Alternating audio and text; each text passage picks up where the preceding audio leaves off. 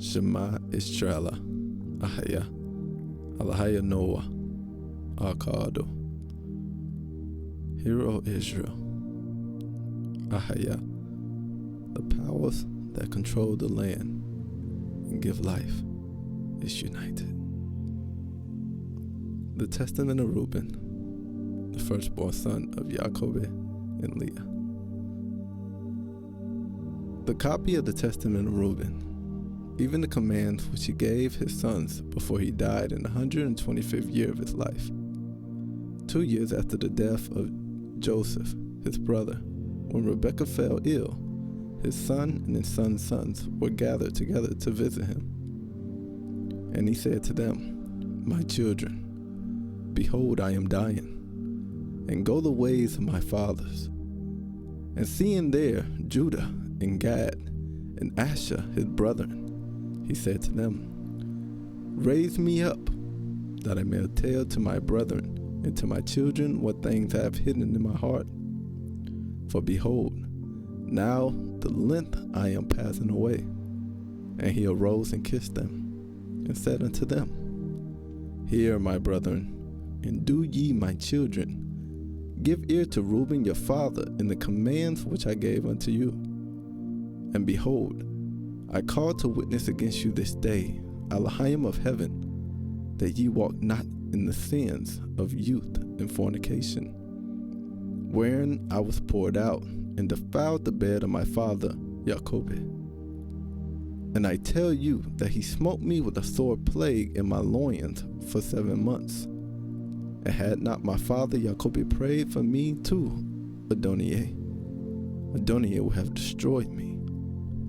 For I was 30 years old when I wrought evil things before Adoniah, and for 7 months I was sick unto death.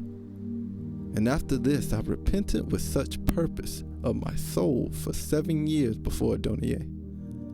And wine and strong drink I drank not, and flesh entered not into my mouth, and I eat no pleasant food.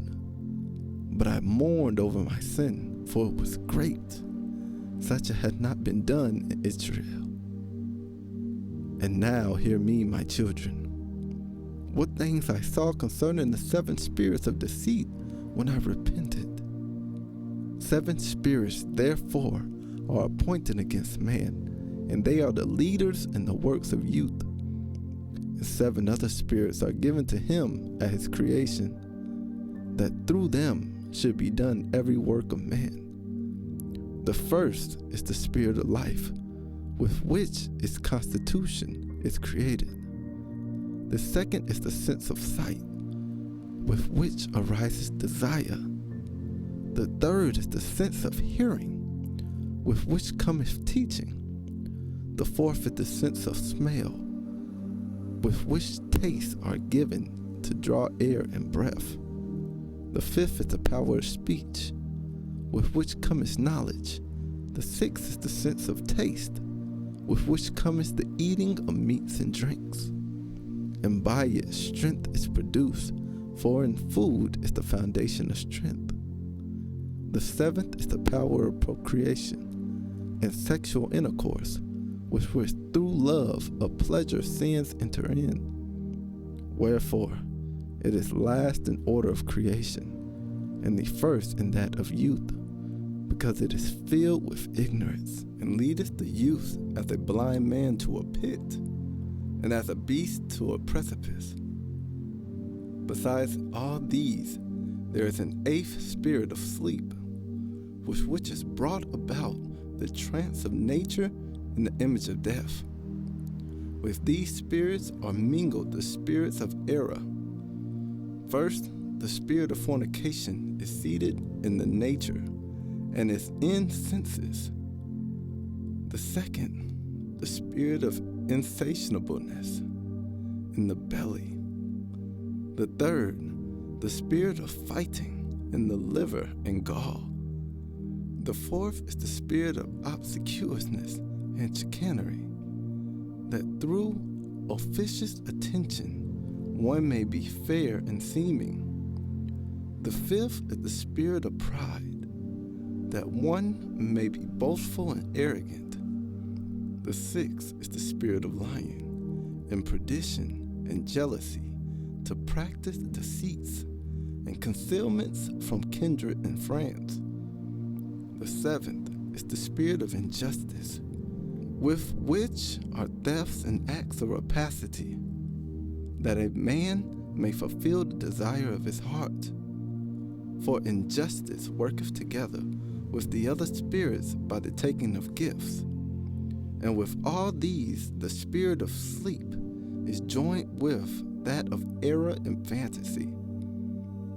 And so perisheth every young man, darkening his mind from the truth, and not understanding the law of Alahayim, nor obeying the admonitions of his father, as befell me also in my youth. And now, my children, love the truth, and it will preserve you. Hear ye the words of Reuben your father. Pay no heed to the face of a woman, nor associate with another man's wife, nor meddle with the affairs of womankind. For had I not seen Bilhah bathing in a covered place, I had not fallen into this great iniquity. For my mind taketh in the thought of a woman's nakedness. Suffered me not to sleep until I had wrought the abominable thing. For while Jacob our father had gone to Isaac his father, when we were in Eder, near to Ephraim and Bethlehem, Bilhah became drunk and was asleep uncovered in her chamber.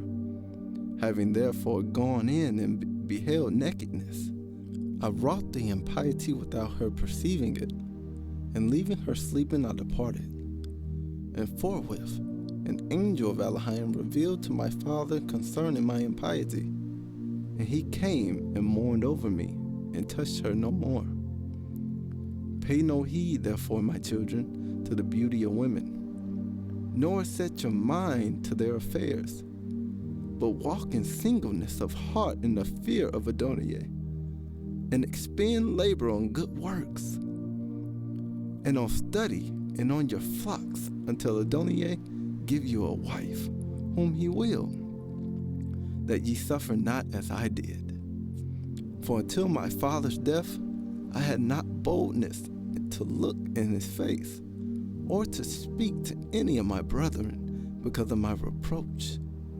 Even until now my conscience causes me anguish on account of my impiety. And yet my father comforted me much, and prayed for me unto Adonai, that the anger of Adonai might pass from me, even as Adonai showed. And thenceforth until now I have been on my guard and sinned not. Therefore, my children, I say unto you, observe all things whatsoever I command you, and ye shall not sin. For a pit unto the soul is the sin of fornication, separating it from Alahayim, and bringing it near to idols. Because I deceive the mind and understanding, and leadeth young men into Hades before their time. For many have fornication destroyed, because though a man be old or noble, or rich or poor, he bringeth reproach upon himself with the sons of men, and derision with Belial.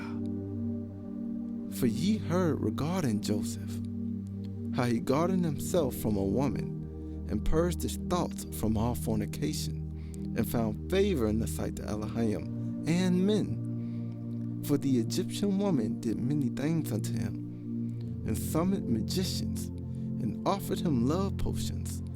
But the purpose of his soul admitted no evil desire. Therefore, the Alahayim of your fathers delivered him from every evil and hidden death. For if fornication overcomes not your mind, neither can Belial overcome you. For evil are women, my children, and since they have no power or strength over man, they use wiles by outward attractions, that they may draw him to themselves, and whom they cannot bewitch by outward attractions, him they overcome by craft. For moreover concerning them, the angel of Adonai told me and taught me, that women are overcome by the spirit of fornication more than men, and in their heart they plot against men, and by means of their adornment they deceive first their minds, and by the glance of the eye instill the poison, and then through the accomplished act they take them captive. For a woman cannot force a man openly, but by a harlot's bearing she beguiles him. Flee therefore fornication, my children, and command your wives and your daughters that they adorn not their heads and faces to deceive the mind. Because every woman who uses these wiles have been reserved for eternal punishment. For thus they allured the watchers who were before the flood, for as these continually beheld them, they lusted after them, and they conceived the act in their mind.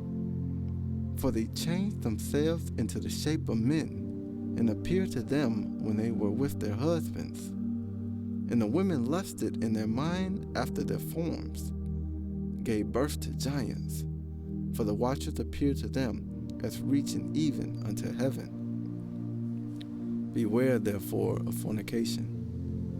And if you wish to be pure in mind, guard your senses from every woman, and command the women likewise not to associate with men, that they also may be pure in mind. For constant meetings, even though the unholy deed be not wrought, are to them an irremediable disease, and to us a destruction of Belial, and an eternal reproach. For in fornication there is neither understanding nor holiness, and all jealousy dwelleth in the lust thereof. Therefore, then I say unto you, you will be jealous against the sons of Levi, and will seek to be exalted over them. But ye shall not be able, for Alahayim will avenge them, and ye shall die by an evil death. For to Levi Alahayim gave the sovereignty, and to Judah with him, and to me also, and to Dan, and to Joseph, that we should be for rulers.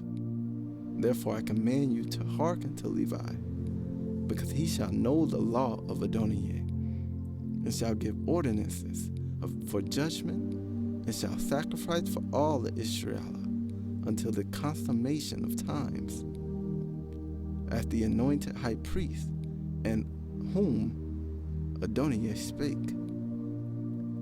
I adjure you by Alahayim of heaven to do truth each one unto his neighbor, and to entertain love each one to his brother. And draw ye near to Levi in humbleness of heart, that ye may receive a blessing from his mouth. For he shall bless Israel and Judah, because him hath Adonijah chosen to be king over all the nation, and bow down before his seed. For on our behalf it would die in wars visible and invisible, and will be among you an eternal king. And Reuben died, having given these commandments to his sons, and they placed him in a coffin until they carried him up from Egypt, and buried him in Hebron, in a cave where his father was.